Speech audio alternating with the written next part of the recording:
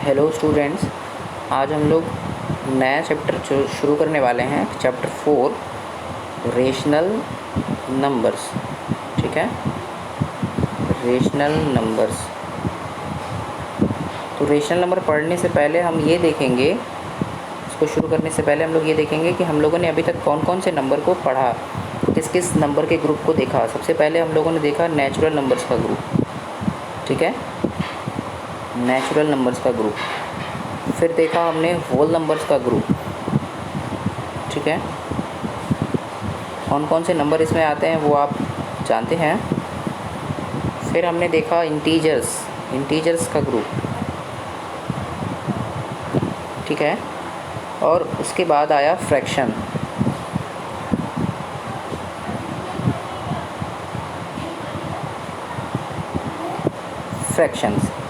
ठीक है, तो फ्रैक्शन में हम लोगों ने देखा होगा कि जब नंबर्स को हम न्यूमरेटर और डिनोमिनेटर के फॉर्म में अरेंज कर देते हैं। ठीक है ना, यहाँ न्यूमरेटर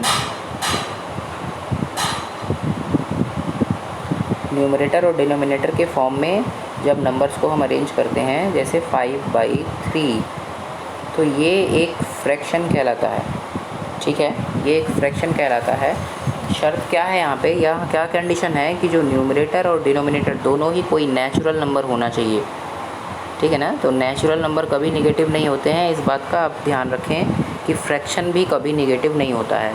ठीक है ना, फिर जब हम आगे बढ़ेंगे अब इस चैप्टर में, तो हमें एक नया नंबर मिलेगा, रेशनल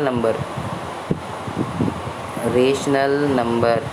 तो ये भी फ्रैक्शन की तरह होता है, लेकिन यहाँ नेगेटिव हो सकता है।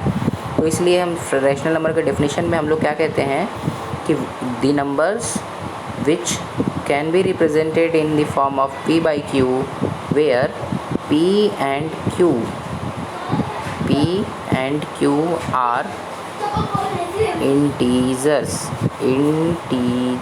ठीक है, इंटीजर्स का मतलब इंटीजर्स नेगेटिव भी हो सकते हैं और पॉजिटिव भी हो सकते हैं। ठीक है, तो इसलिए रेशनल नंबर भी नेगेटिव पॉजिटिव दोनों हो सकता है। ओके, और दूसरी एक और कंडीशन लिखी हुई मिलती है आपको कि q does not equals to 0। ये जो डिनोमिनेटर है वो 0 के इक्वल नहीं होना चाहिए। ठीक है, तो हमने क्या कहा कि जो फ्रैक्शन होता है वो हमेशा पॉजिटिव होगा, लेकिन जो रेशनल नंबर है वो पॉजिटिव और नेगेटिव दोनों ही हो सकता है। ठीक है, बाकी सारी प्रॉपर्टी लगभग फ्रैक्शन से ही मिलती जुलती हैं। इसके एडिशन, इसके सब्ट्रैक्शन, मल्टीप्लिकेशन, डिवीज़न, ये सारे काम जो हैं हम फ्रैक्शन की तरह ही करेंगे। ठीक है, चलिए अब हम आते हैं अपने एक्सरसाइज की तरफ, देखते हैं क्या क्या हमें जानना है। कुछ प्रॉपर्टीज़ भी हमें पहले देखना होगा। पहले तो लिखा है कि पॉजिटिव रेशनल नंबर क्या होता है, तो आप समझ गए कि ऐसा रेशनल नंबर जिसका न्यूमरेटर या डिनोमिनेटर दोनों में से कोई नेगेटिव हो। ठीक है, दोनों ही पॉजिटिव हो तो वो पॉजिटिव रेशनल नंबर कहलाता है, या दोनों ही नेगेटिव हो। अगर दोनों नेगेटिव होगा तब भी वो पॉजिटिव ही होगा, क्योंकि अगर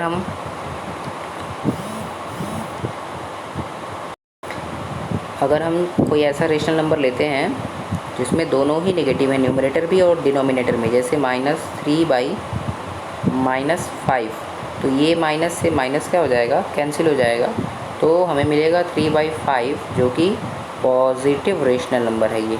ठीक है ना, पॉजिटिव रेशनल। और नेगेटिव कौन होगा,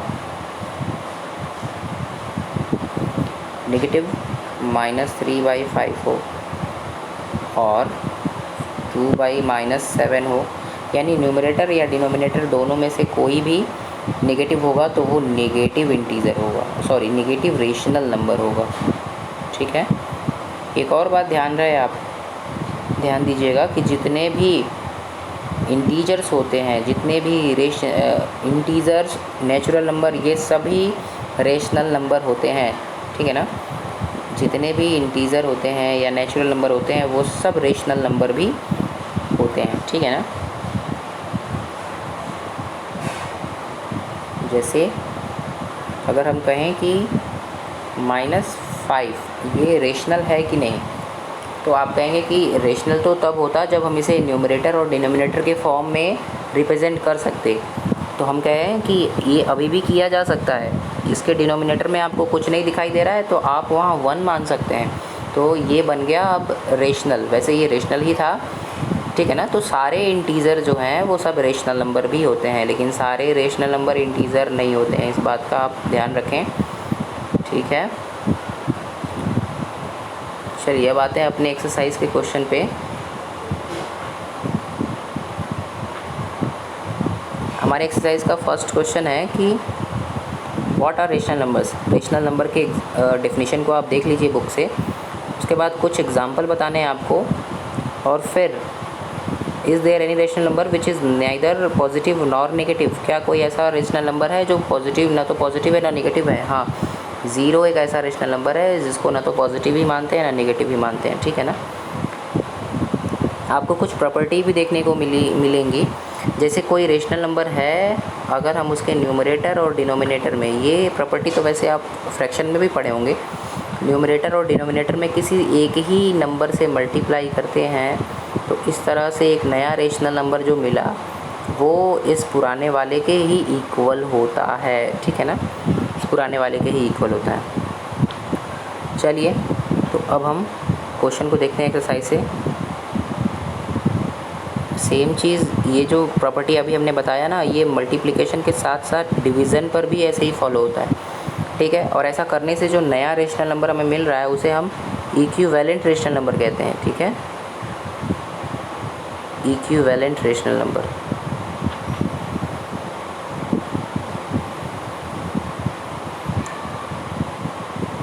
ठीक है, चलिए अब हम देखते हैं एक्सरसाइज के क्वेश्चंस को। पहला क्वेश्चन है, पहला तो हो गया, दूसरा, which of the following are rational numbers 5/-8, 5/-8, इनमें से हमें बताना है कौन रेशनल नंबर है, ठीक है, और कौन नहीं है।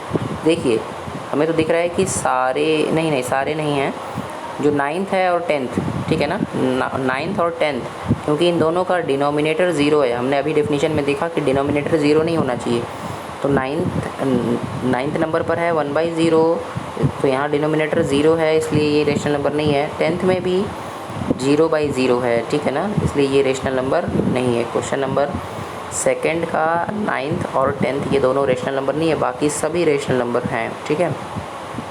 थर्ड है, write down the numerator and the denominator of each of the following rational numbers. आपको बस बताना है कौन न्यूमरेटर है कौन डिनोमिनेटर है।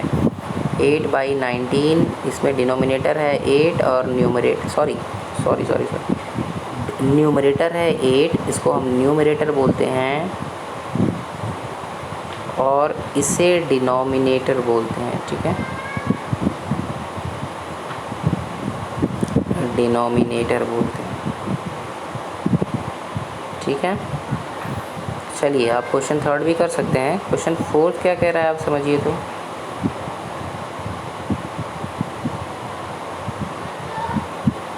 Write each of the following integers as a rational number. सबको रेशनल नंबर के फॉर्म में लिखना है। जैसे मान लीजिए -3 है तो रेशनल नंबर के फॉर्म में लिखेंगे तो 1, यानी जितने भी इंटीजर हैं उनके डिनोमिनेटर में 1 होता है, ठीक है, ये बात ध्यान रहे आपको। Which of the following are positive rational number. Question number 5 है, कौन कौन से इसमें पॉजिटिव हैं, तो फर्स्ट नहीं है, सेकंड नहीं है, थर्ड है पॉजिटिव, क्योंकि दोनों ही नेगेटिव दिख रहा है तो दोनों नेगेटिव एक दूसरे से बैलेंस हो सकते हैं ना, ठीक है। फोर्थ भी पॉजिटिव है। फिफ्थ पॉजिटिव नहीं है क्योंकि वो 0/3 है, तो एक्चुअल में इसकी वैल्यू 0 ही होगा, तो 0 कभी पॉजिटिव होता ही नहीं, 0 ना तो पॉजिटिव है और ना ही नेगेटिव है, इसलिए इसको हम पॉजिटिव इंटीजर नहीं कहेंगे, ठीक है। फिर -0/3, 8 भी पॉजिटिव इंटीजर है, ठीक है ना। वैसे ही आप नेगेटिव इंटीजर भी छांट लेंगे क्वेश्चन नंबर 6 से। क्वेश्चन नंबर 7 है, find 4 rational numbers equivalent to each of the following. जैसे हमें 7 का फर्स्ट है 6/11 है, 6/11 के 4 इक्विवेलेंट रेशनल नंबर बताने हैं। तो आप पहला इक्विवेलेंट रेशनल नंबर क्या होगा, जब आप 2 से मल्टीप्लाई करेंगे, 2 से मल्टीप्लाई करेंगे तो हमें मिलेगा 12/22। ये एक रेशनल नंबर हुआ, ठीक है ना। जब आप उसी रेशनल नंबर में 3 से मल्टीप्लाई कर देंगे तो आपको मिलेगा 18/33। ये भी इक्विवेलेंट रेशनल नंबर हुआ, ठीक है। फिर आप इस 6/11 में 4 से मल्टीप्लाई जब करेंगे तो ये होगा 24/44। ये भी एक इक्विवेलेंट रेशनल नंबर होगा। और फिर आप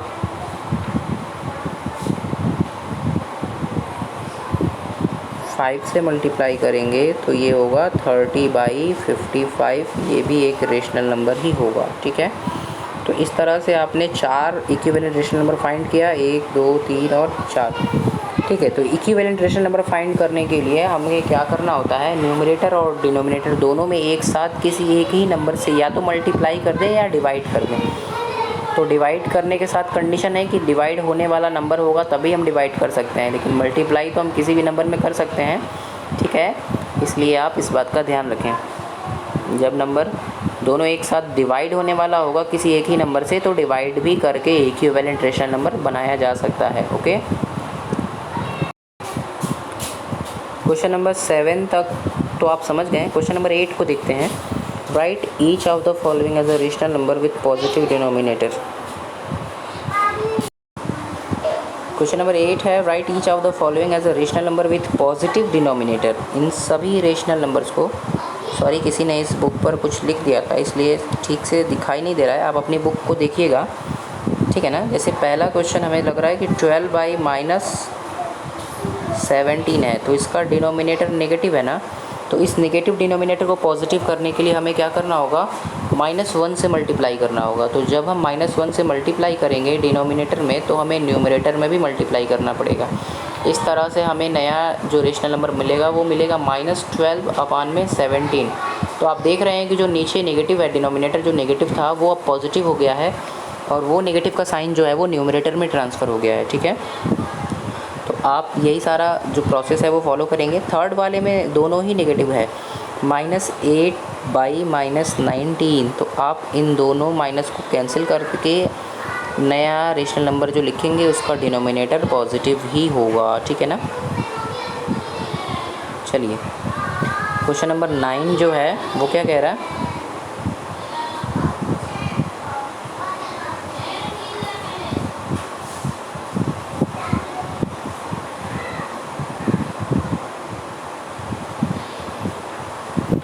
express 5/8 as a rational number with numerator 15। जो रेशनल नंबर 5/8 है ना उसके न्यूमरेटर को 15 बनाना है। तो न्यूमरेटर को 15 बनाने के लिए हमें 3 से मल्टीप्लाई करना होगा। तो जब हम 3 से न्यूमरेटर में करेंगे मल्टीप्लाई तो हमें डिनोमिनेटर में भी मल्टीप्लाई करना पड़ेगा 3 से।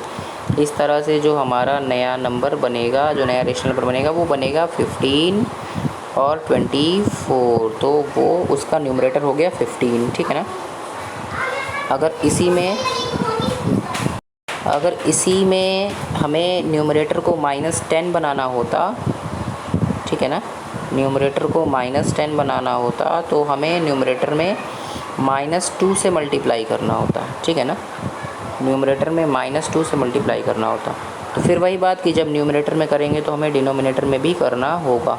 इस तरह से जो हमारा नया नंबर बनेगा वो बनेगा -10/-16, ओके। चलिए तो इस तरह से आप क्वेश्चन 16 तक कर सकते हैं।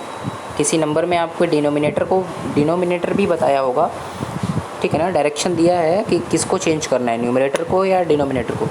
तो फिर वही बात, जो भी चेंज करेंगे, लेकिन चेंज करने के लिए, मल्टीप्लाई करने के लिए जो नंबर होगा ना वो दोनों में मल्टीप्लाई होगा, न्यूमरेटर और डिनोमिनेटर दोनों में, ठीक है।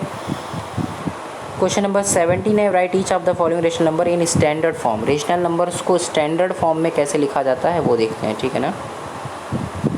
तो किसी रेशनल नंबर को स्टैंडर्ड फॉर्म में लिखने के लिए सबसे पहली बात कि उस रेशनल नंबर का डिनोमिनेटर पॉजिटिव होना चाहिए, ठीक है ना। दूसरा, वो अपने सिंपलेस्ट फॉर्म में होना चाहिए, मतलब वो अगर डिवाइड हो रहा है किसी नंबर से तो उसको डिवाइड कर दीजिए। जैसे 35/49 है, तो ये दोनों ही नंबर जो है वो 7 से डिवाइड हो रहे हैं, इसलिए जो हमारा रेशनल नंबर होगा 5/7 होगा। ठीक है,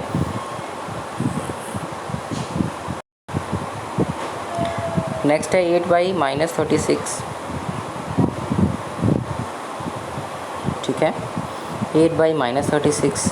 तो यहाँ अगर हम डिवाइड करते हैं इनको 3 से नहीं 2 से, ठीक है ना, तो ये 4 टाइम्स में, ये 18 टाइम्स में। 2 से भी डिवाइड कर सकते हैं, 2 2 ज़ा 4, 2 9 ज़ा 18, तो हमें मिलेगा -2/9। ठीक है ना, ध्यान रहे कि जो न्यूमरेटर का नेगेटिव वाला साइन था ना, वो हमने डिनोमिनेटर का जो नेगेटिव साइन था वो हमने न्यूमरेटर में ट्रांसफ़र कर दिया। ओके, चलिए क्वेश्चन नंबर 18 को आप खुद से करेंगे। 18, 19 और 20 देख लेते हैं। ठीक है, 19 और 20 से एक क्वेश्चन बताते हैं।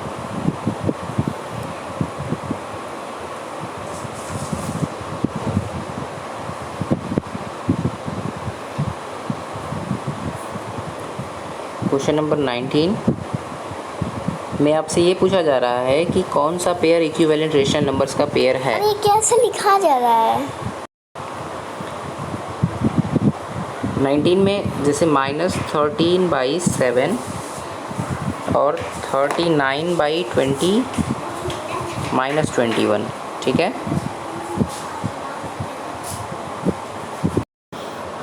तो जब हमें ये पता करना हो कि ये दोनों इक्विवेलेंट हैं कि नहीं, ठीक है, तो इसका पता लगाने के लिए हम चेक करते हैं कि क्या एक ही नंबर से मल्टीप्लाई करने पर, किसी एक ही नंबर से मल्टीप्लाई करने पर दोनों में ये नंबर मिल रहा है क्या। जैसे -13 में अगर हम -3 से मल्टीप्लाई करेंगे तो ये हो जाएगा 39, और फिर डिनोमिनेटर में भी -3 से मल्टीप्लाई करेंगे तो ये हो जाएगा -21। ठीक है, तो इस तरह से ये इक्विवेलेंट हुआ। ठीक है, क्योंकि न्यूमरेटर में भी -3 से मल्टीप्लाई करने पर मिल रहा है, इसके बराबर आ रहा है, और डिनोमिनेटर में भी -3 से मल्टीप्लाई करने पर ये इसके बराबर आ रहा है। ओके, तो आप इस तरह से चेक कर सकते हैं कि कौन इक्विवेलेंट है और कौन इक्विवेलेंट नहीं है। क्वेश्चन नंबर 20 के किसी एक क्वेश्चन को देखते हैं। ठीक है ना, बाकी क्वेश्चन आपके होमवर्क हैं। ओके, क्वेश्चन नंबर 20 में है -1/5 इज इक्वल्स टू 8/x। ठीक है, तो आपको x फाइंड करना है कि x की जगह पर क्या होगा। तो आप चेक कीजिए कि न्यूमरेटर में -1 है लेफ़्ट हैंड साइड में, और राइट हैंड साइड में 8 है। तो -1 में हमने कितने से मल्टीप्लाई किया होगा, तो ये 8 आया होगा -8 से। ठीक है, तो बस आपको -8 से ही मल्टीप्लाई डिनोमिनेटर में कर देना है। न्यूमरेटर को 8 बनाने के लिए आपने -8 से मल्टीप्लाई किया होगा, तो डिनोमिनेटर को भी अगर -8 से मल्टीप्लाई करेंगे तो ये हो जाएगा +8 होगा ना, कैपिटल, और जो न्यूमरेटर है वो 8 होगा और डिनोमिनेटर क्या होगा, -40 होगा। ठीक है, इस तरह से x की जगह पे क्या दिख रहा है हमें, -40। ओके, चलिए क्वेश्चन नंबर 2